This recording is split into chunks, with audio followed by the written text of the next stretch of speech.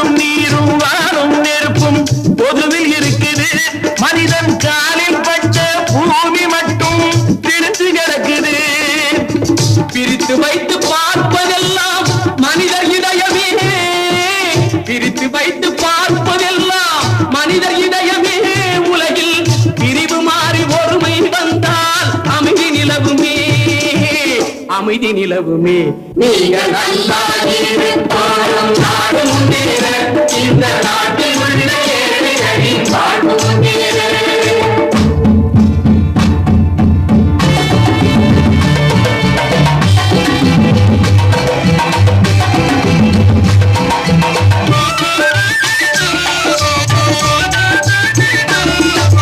நதியை போல நாமும் நடந்து பயன் தர வேண்டும்.